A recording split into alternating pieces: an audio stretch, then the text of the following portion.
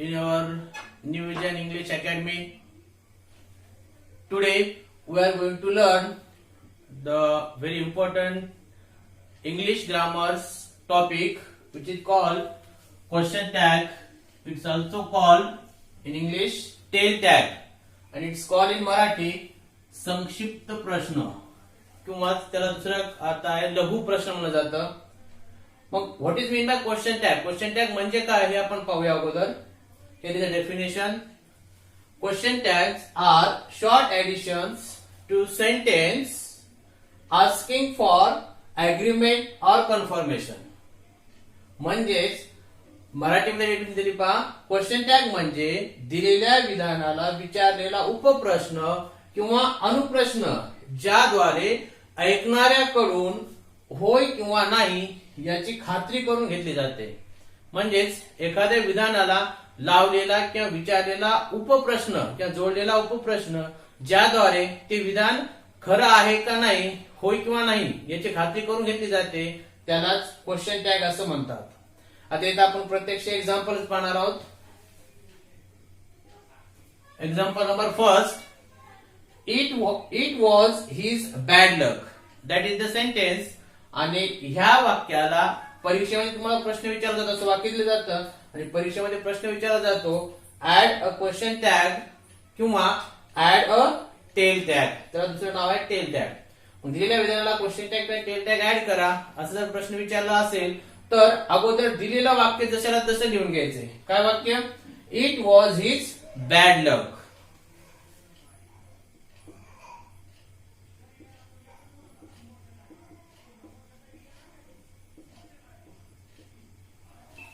त्यानंतर दिलेलं वाक्य लिहिल्यानंतर कॉमा द्यायचा. वाक्याच्या नंतर कॉमा दिला. त्यानंतर दिलेल्या वाक्यात सहाय्यकारी क्रियापद आहे का पाहायचं. आता या वाक्यात वॉज हे सहाय्यकारी क्रियापद आहे. वॉज हे सहाय्यकारी क्रियापद आहे. मग सहाय्यकारी क्रियापद सापडलं. जर सहाय्यकारी क्रियापद नसेल तर मुख्य क्रियापदाच्या रूपानुसार क्रियापदाचं परिरूप असेल तर डू, क्रियापदाच्या परिरूपाला यस किंवा यस प्रत्यय लागला असेल तर डस, क्रियापदाचं दुसरं रूप असेल तर डीड. यापैकी सहाय्यकारी क्रियापद आपण घ्यायचं असतं. मग इथे वॉज हे सहाय्यकारी क्रियापद आपल्याला अगोदर दिलेलं आहे म्हणून ते वॉज हे सहाय्यकारी क्रियापद आपल्याला घ्यायचंय. पण त्यानंतर आपल्याला दिलेलं वाक्य होकारार्थी आहे का नकारार्थी ते पाहायचंय. आता पहा, इट वॉज हिज बॅड लक म्हणजे त्या वाक्यात नकारदर्शक शब्द नाही. नकारदर्शक शब्द म्हणजे नो, नॉट, नेव्हर हे शब्द नाहीत. पहा, no, not, never, nothing, neither, nor असे नकारदर्शक शब्द नाहीत. No, not, never, nothing, neither, nor यासारखे नकारदर्शक शब्द नाहीत म्हणून ते दिलेलं वाक्य कसं आहे? होकारार्थी आहे. मग त्याचा क्वेश्चन टॅग आपल्याला नकारार्थी करायचा आहे. मग क्वेश्चन टॅग नकारार्थी करायचा असेल तर सहाय्यकारी क्रियापद कोणतं सापडलं आपल्याला? वॉज. क्वेश्चन टॅग नकारार्थी करायचा त्यामुळं वॉज प्लस नॉट त्याचं होईल शॉर्ट फॉर्म वॉजंट.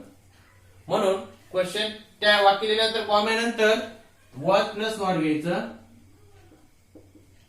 वॉजंट आणि त्यानंतर दिलेल्या वाक्यातील कर्ता कोणता पाहिजे. त्या वाक्यातील सब्जेक्ट आलेला आहे इट. इट इज प्रोनाउन सर्वनामाच्या स्वरूपात आहे म्हणून तो जशाला तसा. परंतु जर इथं सर्वनामाच्या ऐवजी नाम आलं असतं, उदाहरणामध्ये इथं रमेश आलं असतं तर त्याचं आपण काय केलं असतं, इथं पुल्लिंगी नाम ही पुल्लिंगी सर्वनाम ही घेतलं असतं. जर तिथं स्त्रीलिंगी नाम आलं असेल तर इथं आपण शी घेतलं असतं. जर तिथं नपुंसकलिंगी आलं असेल तर इथं इड घेतला असतं आणि तिथं जर अनेक गोष्टी नाम आलं असेल तर इथं दे घ्यायचं. मग आता इथं इट हे सर्वनाम दिलेलंच आहे त्यामुळे ते इट सर्वनाम जशाला तसं आणि शेवटी क्वेश्चन मार्क. म्हणजेच अशा पद्धतीचा आपण इथं क्वेश्चन टॅग कम्प्लीट केला आहे. वॉजंट इट हा क्वेश्चन टॅग झालेला आहे. म्हणजेच क्वेश्चन टॅग करायचं म्हणजे दिलेलं वाक्य कसं लिहायचंय, त्यानंतर कॉमा द्यायचा, त्यानंतर दिलेल्या वाक्यात सहाय्यकारी क्रियापद आहे का ते पाहायचं. जर सहाय्यकारी क्रियापद असेल तर तेच घ्यायचं, नसेल तर डूडस डीड पैकी योग्य ते सहाय्यकारी क्रियापद घ्यायचं. त्यानंतर दिलेलं वाक्य होकारार्थी आहे का नाही, होकारार्थी आहे का नकारार्थी ते पाहायचं. जर वाक्य होकारार्थी असेल तर त्याचा क्वेश्चन टॅग नकारार्थी करायचा. जर दिलेलं वाक्य नकारार्थी असेल तर त्याचा क्वेश्चन टॅग होकारार्थी करायचा. मग आपण इथे वॉजंट केलेला आहे आणि त्यानंतर वाक्यात जर नाम आले असेल तर त्या नामाचं सर्वनाम तयार करायचं आणि जर सर्वनाम आलं असेल तर ते जसं तसं इथे घ्यायचं. अशा पद्धतीने आपण एक एक्झाम्पल पाहिलेलं आहे. आता याचे तुम्हाला रूल्स लिहून घ्यायचे जे की मी इथे खाली दिले आहेत. रूल्स. रूल नंबर फर्स्ट, दिलेले वाक्य जशास तसे लिहून त्यासमोर स्वल्पविराम किंवा कॉमा, इथं साईड दिले बा कॉमाचं, जसं तसा द्यावा कॉमा द्यायचा. त्यानंतर दुसरा नियम, त्यानंतर जर दिलेल्या वाक्यात सहाय्यकारी क्रियापद असेल म्हणजे इथं वॉज आलेला आहे तर तेच घ्यावे. जसं की इथं वॉज आलं होतं आपण ऍज इट इज घेतलं. परंतु जर सहाय्यकारी क्रियापद नसेल तर मुख्य क्रियापदाच्या रूपानुसार डू, डज किंवा डीड यापैकी योग्य ते सहाय्यकारी क्रियापद घ्यावे. आता डू कधी घ्यायचं, डज कधी घ्यायचं आणि डीड कधी घ्यायचं आपण पाहूया. पाहिजे बा ए नंबर, जर मुख्य क्रियापदाचे पहिले रूप असेल तर डू घ्यावे. जर मुख्य क्रियापदाच्या पहिल्या रूपाला यस किंवा यस प्रत्यय लागला असेल तर डज घ्यावे. आणि सी नंबर, मुख्य क्रियापदाचे दुसरे रूप असेल तर डीड घ्यावे. म्हणजेच क्रियापदाचं पहिलं रूप असेल तर डू, क्रियापदाच्या पहिल्या रूपाला यस किंवा यस प्रत्यय लागला असेल तर डज आणि क्रियापदाचं दुसरं रूप असेल तर डीड हे सहाय्यकारी क्रियापद आपण तिथे घ्यायचे. त्यानंतर तिसरा पॉइंट आहे, जर दिलेलं वाक्य होकारार्थी असेल तर क्वेश्चन टॅग नकारार्थी करावा. म्हणजे जर दिलेलं वाक्य होकारार्थी असेल तर त्याचा क्वेश्चन टॅग नकारार्थी करावा. परंतु वाक्य जर नकारार्थी असेल म्हणजे दिलेलं वाक्य जर नकारार्थी असेल तर त्याचा क्वेश्चन टॅग होकारार्थी करावा. आणि त्यानंतरचा नियम आहे, त्यानंतर दिलेल्या वाक्यातील कर्ता सर्वनाम असेल तर तोच घ्यावा. जर वाक्यातील कर्ता सर्वनाम असेल तर ऍज इट इज घ्यायचे. परंतु नाम असेल तर त्याचे सर्वनाम तयार करायचे. जसे की आपण सांगितले, पुल्लिंगी असेल तर ही घ्यायचं, स्त्रीलिंगी असेल तर शी घ्यायचं, नपुंसकलिंगी असेल तर इट घ्यायचं आणि अनेकवचनी असेल करता तर दे घ्यायचं. आणि त्यानंतर पाचवा म्हणजे शेवटचा पॉइंट, शेवटी प्रश्नचिन्ह द्यावे. म्हणजे वाक्यात सर्वनाम वापरल्यानंतर शेवटी प्रश्नचिन्ह द्यावे. अशा पद्धतीनं हे क्वेश्चन टॅगचे आपण रूल्स पाहिलेले आहेत. आता आपण जर दिलेले वाक्य होकारार्थी असेल तर त्याचा क्वेश्चन टॅग नकारार्थी करताना सहाय्यकारी क्रियापदाला आपण नॉट लावतो. मग ते नॉट लावल्यानंतर त्याचे होणारे संक्षिप्त रूप कसे आहेत ते तुम्हाला दिले आहेत. जर दिलेल्या वाक्यात सहाय्यकारी क्रियापद आय एम आलेला असेल आणि वाक्य होकारार्थी असेल आणि त्याला नॉट लावायचं असेल तर I am plus not aren't असा पद्धतीचा त्याचा शॉर्ट फॉर्म होतो. Is plus not isn't, are plus not aren't, was plus not wasn't, were plus not weren't, have plus not haven't, has plus not hasn't, had plus not hadn't, shall plus not shan't, will plus not won't, should plus not shouldn't, would plus not wouldn't, can plus not can't, could plus not couldn't, must plus not mustn't आणि used two plus not यांचं didn't होतं. आणि जर वाक्यात do आला असेल तर do plus not don't, does आला असेल तर डज प्लस नॉट डझंट आणि डीड आला असेल तर डीड प्लस नॉट डिडंट. अशा पद्धतीनं त्याचं नॉट लावून शॉर्ट फॉर्म तयार करायचं. मग आता आपण प्रत्यक्ष एक्झाम्पल्स पाहूया. पहिलं वाक्य दिले, Sitaram was on his delivery round असं वाक्य दिलं जातं आणि कंसामध्ये तुम्हाला सूचना दिली जाते, ऍड अ क्वेश्चन टॅग.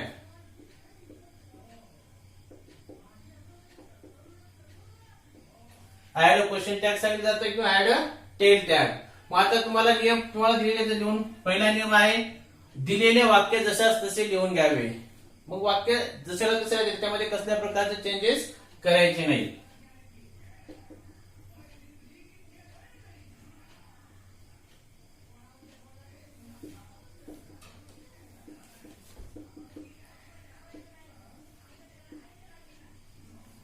वाक्य लिहिलं कसं, Sitaram was on his delivery round, त्यानंतर कॉमा, त्यानंतर वाक्यात सहाय्यकारी क्रियापद आहे की नाही ते पाहायचं. त्या वाक्यात वॉज हे सहाय्यकारी क्रियापद आहे.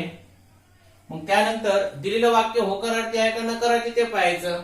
दिलेल्या वाक्यात no, not, never, none, nothing, neither, nor यासारखे शब्द आलेले नाहीत म्हणजे नकारदर्शक शब्द आलेला नाही म्हणून ते वाक्य होकारार्थी आहे. वाक्य होकारार्थी असेल तर वॉज प्लस नॉट दिले पहा, वॉज प्लस नॉट वॉजंट हे आपल्याला कॉमा नंतर घ्यायचंय. त्यानंतर दिलेल्या वाक्यातील कर्ता कोणता आहे पहा, इथं कर्ता सीताराम आहे, म्हणजेच कर्ता नामाच्या स्वरूपामध्ये आहे आणि तो पुल्लिंगी आहे आणि पुल्लिंगी असला त्यामुळं आपण इथं ही हे सर्वनाम घेतो. जर तिथं स्त्रीलिंगी असलं असतं तर शी आणि नपुंसकलिंगी असलं असतं तर इट आणि अनेक वचनी असलं असतं तर दे. तिथं पुल्लिंगी आहे त्यामुळं ही हे सर्वनाम इथं वापरले आणि शेवटी प्रश्नार्थक चिन्ह. अशा पद्धतीने आपण पहिलं वाक्य पूर्ण केले. त्यानंतर दुसरं वाक्य पहा, I don't wish to talk about it. दिलेलं वाक्य दिसायला तसं लिहून घ्या.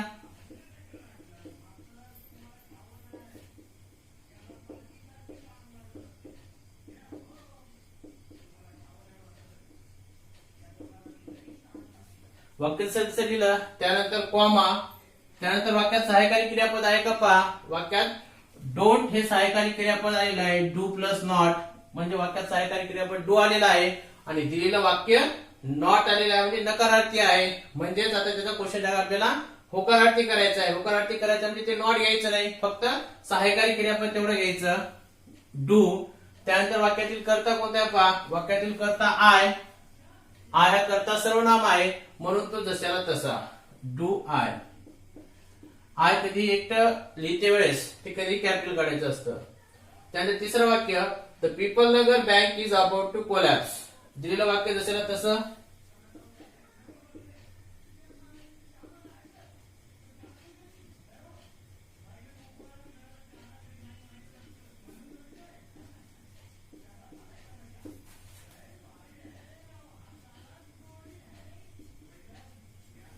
दिलेलं वाक्य तसं लिहिलं. त्यानंतर कॉमा दिला.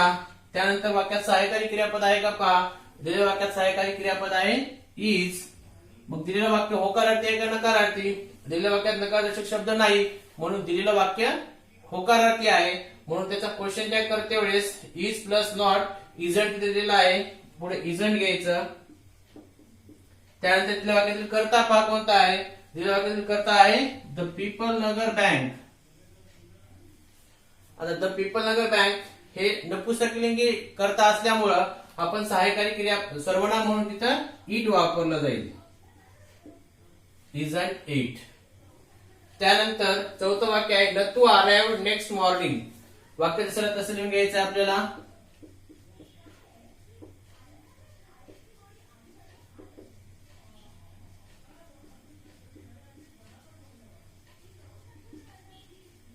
वाक्य तसं लिहिल्यानंतर कॉमा द्यायचा. कॉमा दिल्यानंतर वाक्यात सहाय्यकारी क्रियापद आहे का पहा.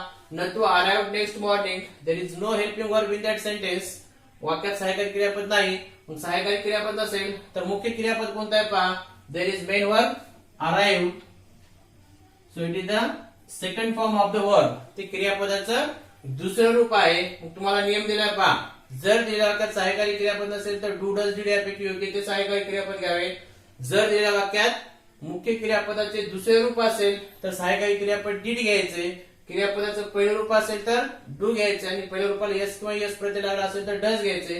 म्हणजे ते क्रियापदाचं दुसरं रूप आलेलं आहे म्हणून सहाय्यकारी क्रियापद डीड. आणि वाक्य होकारार्थी असल्यामुळे ते नकारार्थी करण्यासाठी didn't, did plus not didn't. आणि त्यानंतर वाक्यातील कर्ता नथू हे पुल्लिंगी नाम आलेलं आहे त्यामुळे त्यासाठी ही, डिडंट ही. त्यानंतर पाचवं वाक्य, the langur census the presence of his mother. वाक्य तसं लिहून घ्यायचं.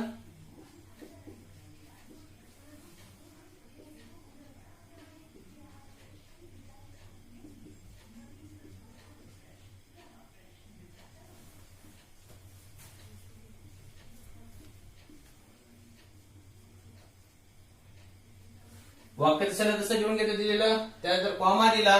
त्यानंतर दिलेल्या वाक्यात सहाय्यकारी क्रियापद आहे का पाहायचं. The langur census the presence of his mother. जे वाक्यात सहाय्यकारी क्रियापद नाही हे दिलेल्या सहाय्यकारी क्रियापदापैकी आहे का कोणतं सहाय्यकारी क्रियापद पाहायचं. म्हणजे वाक्यात सहाय्यकारी क्रियापद नाही. मग वाक्यात मुख्य क्रियापद कोणतं आहे पाहायचं. इथे वाक्यात सेन्सेस हे मुख्य क्रियापद आहे आणि मुख्य क्रियापदाला यस हा प्रत्यय लागलेला आहे म्हणून आपण सहाय्यकारी क्रियापद काय करायचे, डू डज डीड पैकी डज. आणि वाक्य होकारार्थी आहे म्हणून त्याचा क्वेश्चन टॅग नकारार्थी, डज प्लस नॉट डझंट. आणि त्यानंतर वाक्यातील कर्ता. आता वाक्यातील कर्ता the langur, it is the neutral gender, म्हणून त्यासाठी इथे सहाय्यकारी क्रियापद वापरायचे. लक्षात असू द्या, प्राण्यांची नाव आलं असेल किंवा वनस्पतीचं नाव आलं असेल तर सहाय्यकारी क्रिया सर्वनाम म्हणून इटच वापरायचं. त्यानंतर 6वं पॉइंट, 6वं वाक्य, माय पॅरेंट्स कम आउट टू वरांडा.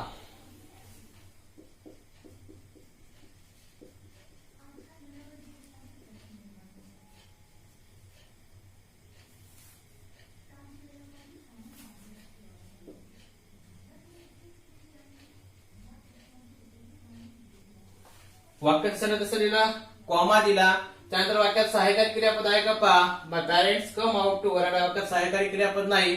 मग मुख्य क्रियापद कोणतं आहे पहा. वाक्यात मुख्य क्रियापद कम आहे आणि वाक्यातील मुख्य क्रियापदाचं पहिलं रूप आहे, म्हणून आपण सहाय्यकारी क्रियापद तिथं डू वापरणार. आणि वाक्य होकारार्थी आहे त्यामुळे डू प्लस नॉट डोंट येणार. डोंट. त्यानंतर वाक्यातील कर्ता कोणता आहे पहा. वाक्यातील कर्ता आहे my parents. It is the plural noun, अनेक वचनी नाम आहे, म्हणून त्या ठिकाणी दे हे सर्वनाम येईल. डोंट दे त्याचा क्वेश्चन टॅग झाला. त्यानंतर 7वं वाक्य पहा, आय एम सो लकी. त्या वाक्यात सहाय्यकारी क्रिया, वाक्य अगोदर लिहून घ्या.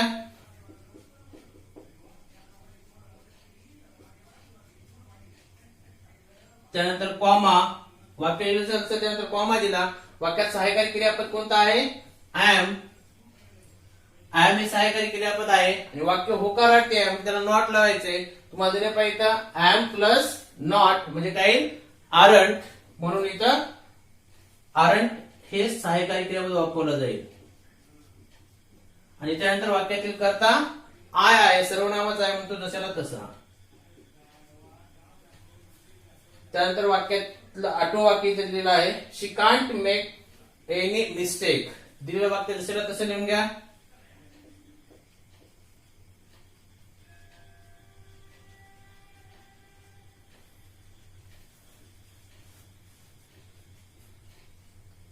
कॉमा दिला, वाक्य जसं दिलं त्यानंतर कॉमा दिला. वाक्यात सहाय्यकारी क्रियापद कोणतं आहे पहा. त्या वाक्यात सहाय्यकारी क्रियापद कॅन प्लस नॉट आलेला आहे, म्हणजे सहाय्यकारी क्रियापद कॅन आलेला आहे आणि समोर नॉट आलेला असल्यामुळं वाक्य नकारार्थी आहे. त्याचा क्वेश्चन टॅग होकारार्थी करायचा आहे, म्हणजे वाक्यातील फक्त कॅन घ्यायचंय. त्यानंतर वाक्यातील कर्ता कोणता आहे. तिथं शी कर्ता सर्वनामाच्या स्वरूपामध्ये दिलेला आहे, म्हणून तो जशाला तसा कॅन सी. शेवटी प्रश्नचिन्ह. अशा पद्धतीनं आपण दिलेल्या वाक्याला क्वेश्चन टॅग ऍड कसा करायचा हे आपण एक्झाम्पल सहित पाहिलेलं आहे.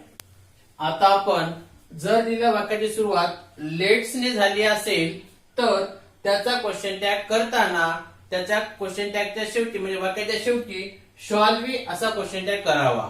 वाक्य सुरुवात कशी झाली असेल, लेट्स. एक्झाम्पल इथे पहा, लेट्स हॅव सम टी. या वाक्याची सुरुवात लेट्स ने झालेली आहे, म्हणजे वाक्य जशाला तसं लिहून घ्यायचं.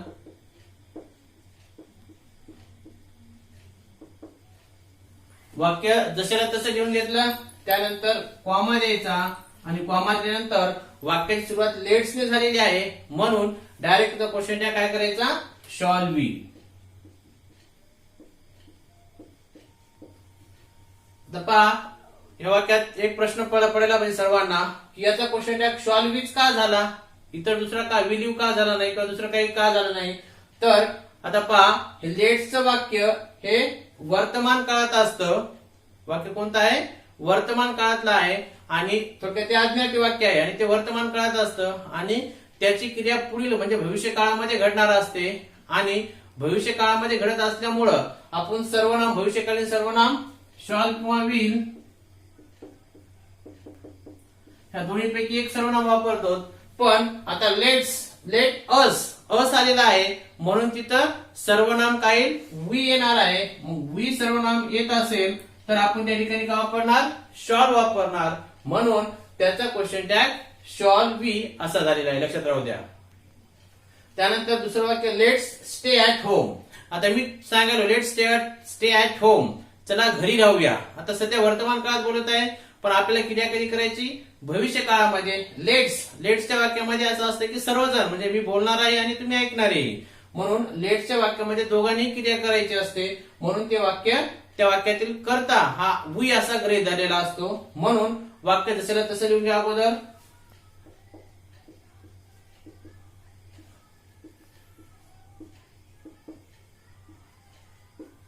वाक्य लिहिल्यानंतर त्यानंतर कॉमा दिला. कॉमा दिल्यानंतर लेटचं वाक्य आहे, त्यामुळे त्याचा question tag direct shall we.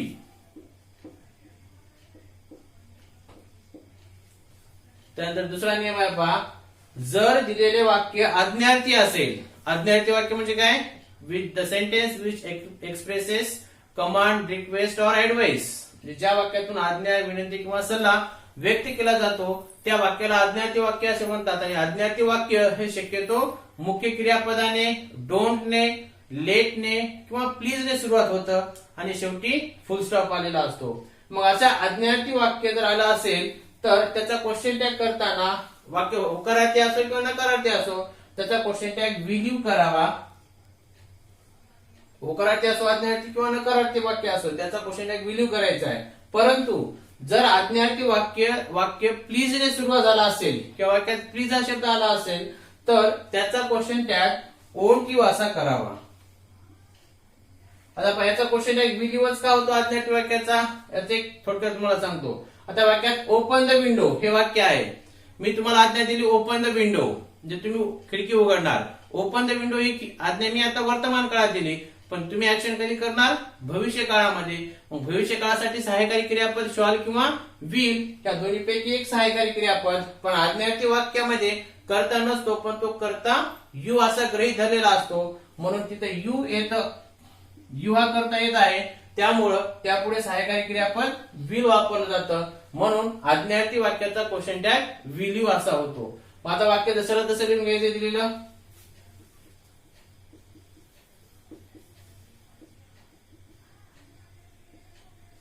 त्यानंतर कॉमा दिला आणि पुढे वाक्य क्वेश्चन टॅग जसं तसं विल यू.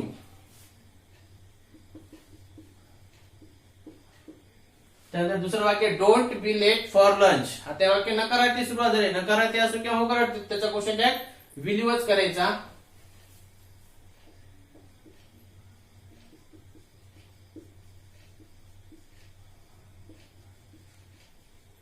वाक्य दुसऱ्या तसं लिहिलं, कॉमा दिला आणि पुढे क्वेश्चन टॅग विल यू आणि शेवटी प्रश्नार्थक चिन्ह. त्यानंतर तिसरं वाक्य please give me a pen. वाक्य दुसऱ्या तसं लिहा,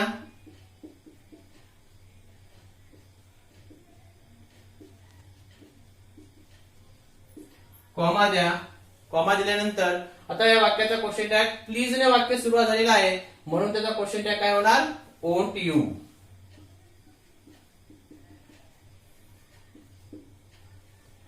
त्यानंतर चौथं वाक्य आहे let him come with us. लेटचं वाक्य जरी असेल तर त्या वाक्याचा क्वेश्चन टॅग विल यूच असा होतो, पण लेटच्या पुढे लेट मी आला असेल, लेट मी, तर त्याचा क्वेश्चन टॅग शॉल वी असा सुद्धा होऊ शकतो. लेट मी किंवा लेट अस आला असेल तर त्याचा क्वेश्चन टॅग शॉल वी होतो, पण लेट नंतर दुसरं कोणतीही सर्वनामाची द्वितीय विभक्ती आली असेल तर त्याचा क्वेश्चन टॅग विल यू असा होतो. मग वाक्य तसं लिहायचं.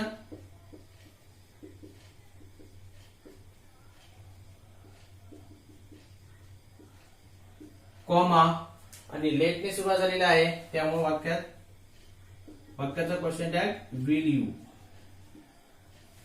अशा पद्धतीने आपण आज्ञार्थी वाक्याचा क्वेश्चन टॅग काय होतो हे पाहिलेला आहे. त्यानंतर तिसरा पॉईंट दिलेला आहे पहा, जर दिलेल्या वाक्याची सुरुवात देरने झाली असेल, THERE देरने झाली असेल तर क्वेश्चन टॅग मध्ये सर्वनाम म्हणून देरच वापरावे. फॉर एक्झाम्पल इथे पहा, देर आर मेनी फ्लावर्स. याचं क्वेश्चन टॅग करायचं असेल तर वाक्य जसं तसं लिहून घ्यायचं अगोदर.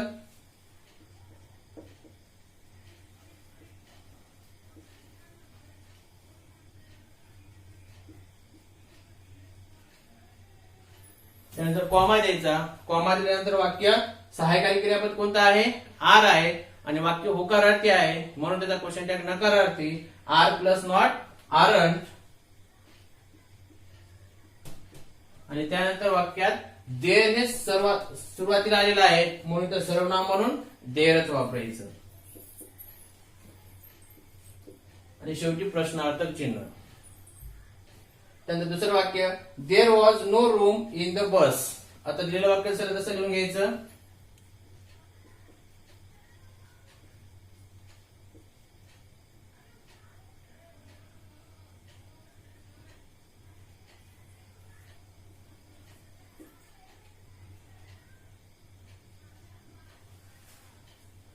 देर was no room in the bus. वाक्य कसं लिहिलं, त्यानंतर कॉमा द्यायचा. कॉमा दिल्यानंतर वाक्यात सहाय्यकारी क्रियापद कोणता आहे, इथं वॉज हे सहाय्यकारी क्रियापद आहे, पण वाक्यात नो हे नकारदर्शक शब्द आलेला आहे, म्हणजे वाक्य नकारार्थी आहे आणि त्याचा क्वेश्चन टॅग आता होकारार्थी करायचा आहे. म्हणून आपल्याला फक्त सहाय्यकारी क्रियापद आहेत तेच घ्यायचे, वॉज, आणि त्यानंतर वाक्याच्या सुरुवातीला देर आलेला आहे म्हणून देर जसं तसं. अशा पद्धतीने आपण दिलेल्या वाक्य लेट्सने सुरुवात जर असेल तर त्याचा क्वेश्चन टॅग कसा करायचा हे पाहिलेलं आहे. दिलेलं वाक्य आज्ञार्थी असेल तर त्याचा क्वेश्चन टॅग कसा करायचा हे पाहिलेलं आहे. आणि दिलेल्या वाक्याची सुरुवात जर देर झाली असेल तर त्याच्या शेवटी सर्वनाम म्हणून सुद्धा देर वापरायचं हे सुद्धा आपण पाहिलेलं आहे. तर विद्यार्थी मित्रांनो, आता आपण क्वेश्चन टॅगचे आणखीन काही महत्वाचे नियम इथं पाहणार आहोत.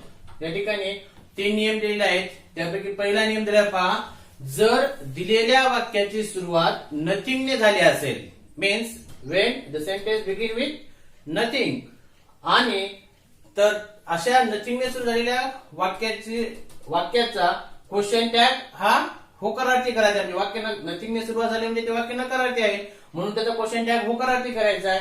आणि सर्वनाम म्हणून इट वापरायचे. आता ते एक्झाम्पल दिले पहा, नथिंग वॉज सेड. आता याचा आपल्याला क्वेश्चन टॅग कसं करायचंय, क्वेश्चन टॅग करते वेळेस पहिला नियम दिलेलं वाक्य जसं तसं लिहून घ्यायचंय.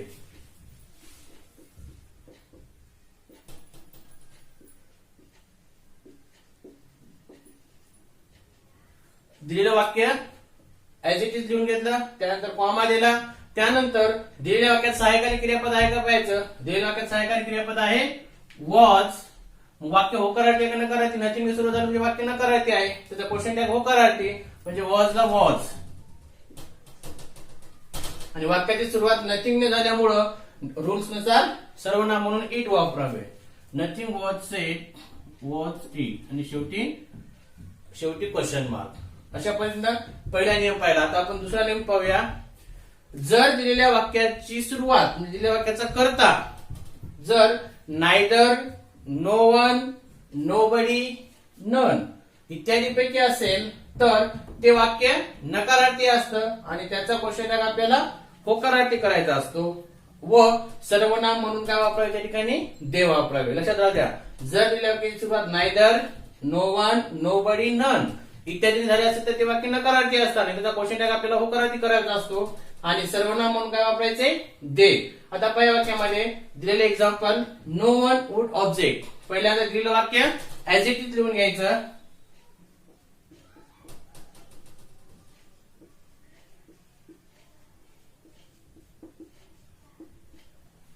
वाक्य तसं लिहिलं, त्यानंतर कॉमा दिला, त्यानंतर वाक्यात सहाय्यकारी क्रियापद कोणता आहे, इथं मॉडेल वाक्य आलेले वुड, म्हणजेच वाक्यात सहाय्यकारी क्रियापद वुड आहे आणि दिलेलं वाक्य नो वनचं आहे म्हणजे वाक्य नकारार्थी आहे. त्याचा क्वेश्चन टॅग आपल्याला होकारार्थी करायचा असेल तर सहाय्यकारी क्रियापद ऍज इट इज घ्यायचं आणि सर्वनाम म्हणून दे वापरायचं. आणि शेवटी प्रश्नचिन्ह. अशा पद्धतीनं नो वन वुड ऑब्जेक्ट या वाक्याचा क्वेश्चन टॅग वुड दे आलेला आहे. त्यानंतर दुसरं वाक्य आहे, नायदर ऑफ देम कंप्लेन. पहिल्यांदा दिलेलं वाक्य write down as it is.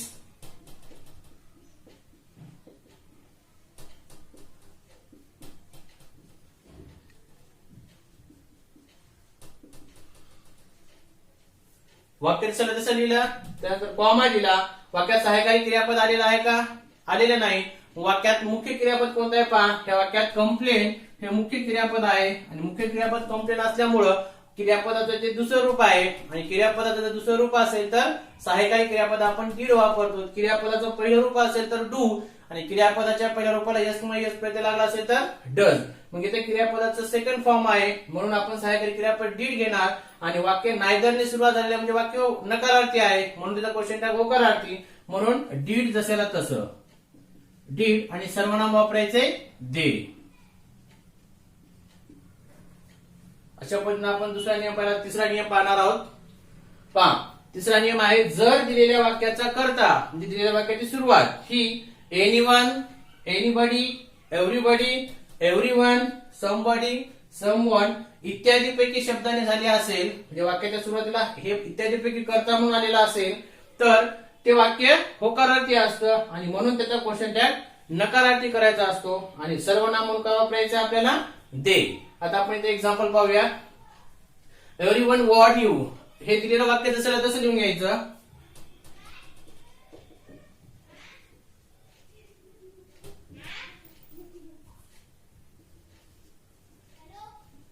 त्यानंतर कॉमा दिला, वाक्यात जसं लिहिलं त्यानंतर कॉमा दिला. वाक्यात सहाय्यकारी क्रियापद आहे का, नाही सहाय्यकारी क्रियापद. मुख्य क्रियापद कोणतं आहे पाहायचं. वाक्यात मुख्य क्रियापद वन आहे, हे क्रियापदाचं दुसरं रूप आहे, म्हणून आपण सहाय्यकारी क्रियापद डीड घेणार. आणि वाक्याची सुरुवात एव्हरीवन ने झालेली आहे, म्हणजे वाक्य होकारार्थी आहे, म्हणून त्याचा क्वेश्चन टॅग नकारार्थी. Did plus not, didn't. आणि एव्हरीवन ने सुरुवात झाल्यामुळे सर्वनाम दे वापरायचं. डिडंट दे हे त्याचं उत्तर येईल. त्यानंतर दुसरं वाक्य पहा. समबडी हॅड रिकग्नाइज्ड हिम. आता या वाक्यात दिलेलं वाक्य अगोदर जसं तसं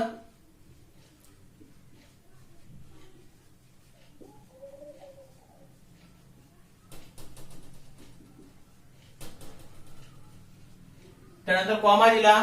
त्यानंतर वाक्यात सहाय्यकारी क्रियापद कोणतं आहे पहा. वाक्यात सहाय्यकारी क्रियापद हॅड आहे आणि वाक्याची सुरुवात समबडी झालेली आहे, म्हणजे वाक्य होकारार्थी आहे, म्हणून क्वेश्चन टॅग त्याचं नकारार्थी होणार. म्हणून हॅडला नॉट लागणार. Had plus not, hadn't. आणि त्यानंतर वाक्यातील कर्ता समबडी असल्यामुळे सर्वनाम दे. हॅडन दे. त्यानंतर तिसरं वाक्य दिले पहा. Everybody can run fast. ह्या वाक्यात मॉडेल ऑक्झिलरी कॅन आलेला आहे. पहिल्यांदा अगोदर दिलेलं वाक्य जसं तसं लिहून घ्यायचं.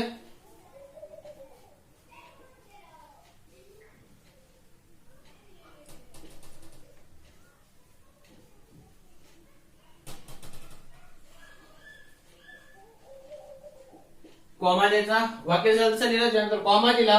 वाक्यात मॉडेल ऑक्झिलरी कॅन आलेला आहे आणि वाक्य होकारार्थी आहे, कॅन प्लस नॉट, कांट. आणि वाक्यात सर्वनाम एव्हरीबडी आलेला आहे, जे वाक्यात करता सुरुवातला, म्हणून सर्वनाम ते वापरायचं आहे.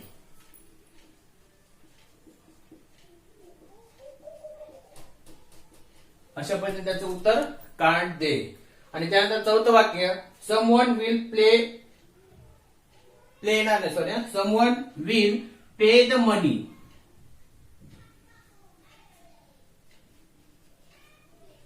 Someone will pay the money. आता याचा आपल्याला क्वेश्चन टॅग करायचा असेल तर first write as it is the given sentence.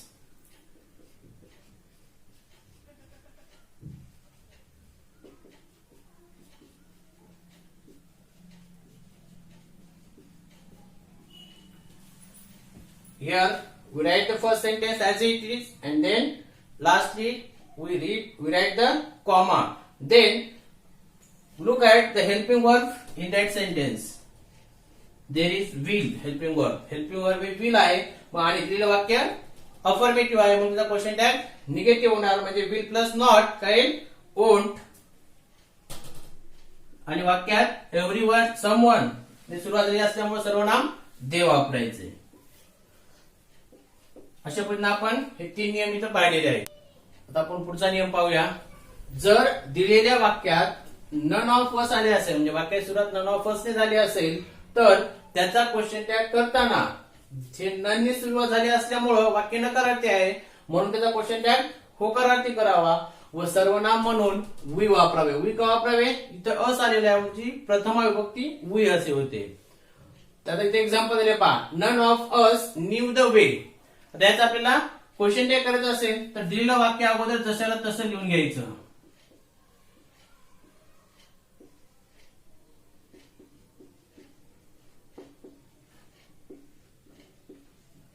त्यानंतर कॉमा.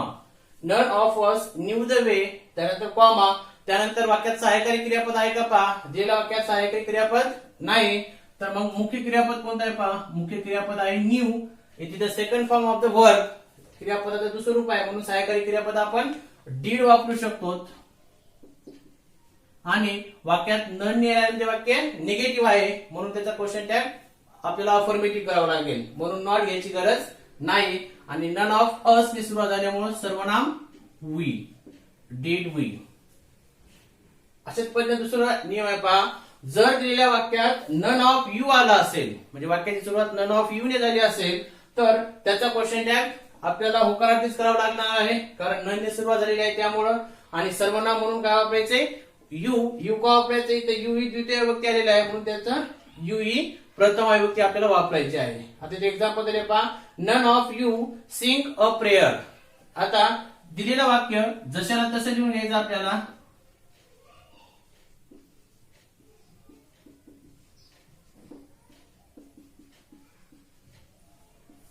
वाक्य जसं लिहिलं, कॉमा दिला, त्यानंतर वाक्यात सहाय्यकारी क्रियापद दिलेलं नाही, मग मुख्य क्रियापद कोणतं आहे? सिंग. आणि सिंग हे क्रियापदाचं पहिलं रूप आहे, म्हणून सर्वनाम सहाय्यकारी क्रियापद आपण डू वापरतो. आणि वाक्यात वाक्य दिलेलं नकारार्थी म्हणून डू जशाला तसं, कारण ननने सुरुवात झालेली आहे म्हणून क्वेश्चन टॅग होकारार्थी म्हणजे डू प्लस नॉट घ्यायची गरज नाही. सहाय्यकारी क्रियापद डू आलं आणि वाक्यात यू हे द्वितीय विभक्ती आली, त्याची प्रथम विभक्ती काही युअर्स, डू यू. त्यानंतर तिसरा नियम आहे याच्या अशाच पद्धतीचा. जर दिलेल्या वाक्यात सम ऑफ अस, इथं नन ऑफ अस आहे इथं, आणि इथं काय आहे? सम ऑफ अस आले असेल तर त्याचा क्वेश्चन टॅग नकारार्थी करावा. सम ऑफ अस आलेला असल्यामुळे ते वाक्य होकारार्थी राहणार, म्हणून त्याचा क्वेश्चन टॅग नकारार्थी करायचा आहे. आणि सर्वनाम म्हणून आपल्याला काय वापरायचंय? वी वापरायचंय. म्हणजे अगोदर काय करायचं? आता आपल्याला पाहिलेलं वाक्य इथं आहे, some of us wanted to learn English. आता अगोदर दिलेलं वाक्य जसं तसं लिहून घ्यायचं.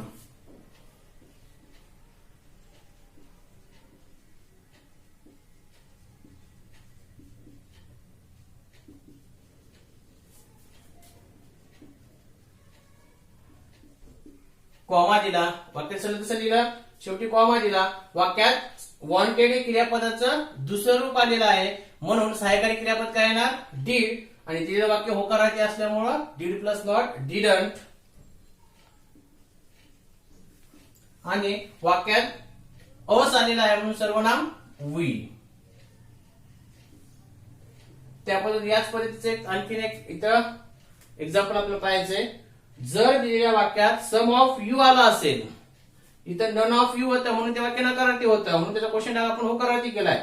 पण इथं सम ऑफ यू आलेला आहे म्हणजे वाक्य होकारार्थी आहे, म्हणून तर त्याचा क्वेश्चन टॅग आपल्याला काय करावं लागेल? मग नकारार्थी करावा लागेल आणि सर्वनाम म्हणून यू वापरायचे. आता दिलेलं वाक्य आहे ते वाक्य अगोदर आपल्याला दुसरं तसं लिहून घ्यावं लागेल.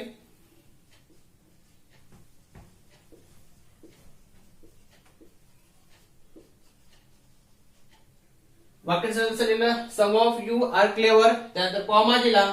आता दिलेलं वाक्य होकारार्थी आहे म्हणजे क्वेश्चन टॅग नकारार्थी करायचा. वाक्यात सहाय्यकारी क्रियापद आर आलेला आहे म्हणजे आर प्लस नॉट आरंट. आणि तिथे यू हे सर्वनाम आलेलं आहे द्वितीय विभक्ती म्हणजे त्याची प्रथम विभक्ती यू. आता आपण त्यानंतरचा नियम पाहणार आहोत क्वेश्चन टॅगचा. जर दिलेल्या वाक्यात सहाय्यकारी क्रियापदाच्या जागी अपस्ट्रॉफी डी आलेला असेल, म्हणजे सहाय्यकारी क्रियापद म्हणून अपस्ट्रॉफी डी आला असेल, फॉर एक्झाम्पल बॉयजहूड, म्हणजे अपस्ट्रॉफी त्या ठिकाणी डी आलेला आहे, म्हणजे असं अपस्ट्रॉफी डी आला असेल तर त्याचा क्वेश्चन टॅग करताना त्या दोन पद्धतीने आपल्याला करावं लागतो. म्हणजे अपस्ट्रॉफी डीचा अर्थ दोन होतो, त्या दोन्हीपैकी कोणता होतो हे तुम्हाला सांगेल. आता ए नंबर, जर अपस्ट्रॉफी डी नंतर मुख्य क्रियापदाचे पहिले रूप आला असेल, अपस्ट्रॉफी डी नंतर मुख्य क्रियापदाचे पहिले रूप म्हणजे V1 आलेला असेल, तर सहाय्यकारी क्रियापद म्हणजे अपस्ट्रॉफी डी हे काय समजावे? वूड असं आहे हे समजावे. आणि त्यानंतर त्याचा क्वेश्चन आपण करायचा आहे. आणि बी नंबरचा, जर अपस्ट्रॉफी डी नंतर मुख्य क्रियापदाचे तिसरे रूप आला असेल, म्हणजे पास्ट पार्टिसिपल V3 आला असेल, अपस्ट्रॉफी डी नंतर V3 आला असेल, तर त्याचा सहाय्यकारी क्रियापद म्हणून त्या ठिकाणी आपण हॅड हे गृहीत धरलं पाहिजे. कारण का? अपस्ट्रॉफी डी नंतर क्रियापद तिसरं रूप आला असेल तर त्या अपस्ट्रॉफी डी म्हणजे नक्कीच काय असतं? हॅड असतं, आणि त्या वाक्यातील काळ पास्ट परफेक्ट टेन्स असतो, म्हणून त्या ठिकाणी आपण सहाय्यकारी क्रियापद डीड हे गृहीत धरलेलं असतं. मग आपण त्याचे एक्झाम्पल पाहूया. इथं पहा, the boys would rather go by air. आता या ठिकाणी अपस्ट्रॉफी डी आलेला आहे आणि वाक्यातील मुख्य क्रियापद कोणतं आलेलं आहे? गो. गो हे क्रियापदाचं किती रूप आहे? पहिलं रूप आहे. म्हणजेच अपस्ट्रॉफी डी म्हणजे इथं काय आहे? पहिला नियम कोणता? वूड आहे. मग आता पहा, वाक्य अगोदर दिलेलं वाक्य दिसलं तसं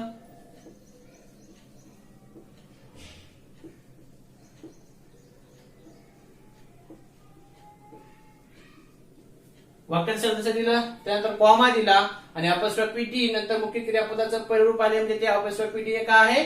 वूड आहे. आणि दिलेलं वाक्य होकारार्थी आहे म्हणून क्वेश्चन टॅग नकारार्थी म्हणजे अपॉस्ट्रोफी सॉरी वुड नंतर not, would plus not wouldn't, आणि सर्वनाम त्या ठिकाणी द बॉईज अनेक वचनी असल्यामुळं सर्वनाम दे,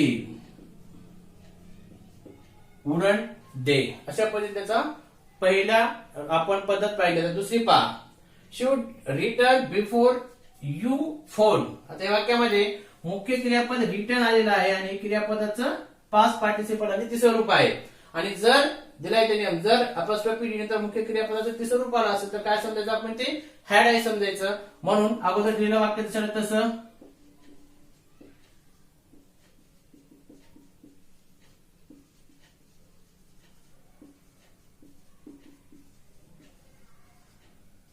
वाक्य सरळ लिहिलं, त्यानंतर कॉमा दिला. कॉमा दिल्यानंतर आता आपल्याला अपॉस्ट्रोफी डी नंतर रिटर्न क्रियापदाचं तिसरं रूप आलेलं आहे म्हणजे apostrophe D it is had. आणि वाक्य होकारार्थी असल्यामुळे क्वेश्चन टॅग नकारार्थी हॅडन, आणि वाक्यातील सर्वनाम इथं कोणतं आलेलं आहे, शी, म्हणून ते जसं तसं हॅडेड सी. अशा पद्धतीनं अपॉस्ट्रोफी डी आल्यानंतर दोन पद्धती आपण गृहीत धरल्या पाहिजे. एक तर क्रियापदाचं पहिलं रूप असेल तर ते अपॉस्ट्रोफी डी म्हणजे वुड, आणि क्रियापदाचं तिसरं रूप असेल तर ते अपॉस्ट्रोफी डी म्हणजे हॅड. आता पहा त्यानंतरचा शेवटचा आपल्या या ठिकाणी रूल्स आहे, जर दिलेल्या वाक्यात ओनली हा शब्द आला असेल, ओनली, तर त्याचा क्वेश्चन टॅग दोन्ही पद्धतीने होतो, होकारार्थी होतो आणि नकारार्थी, त्याच्या दोन्ही पद्धतीने आपल्याला करता येतो. For example, there were only 5 girls हे वाक्य आहे. वाक्य अगोदर दुसऱ्याला तसं लिहायचं,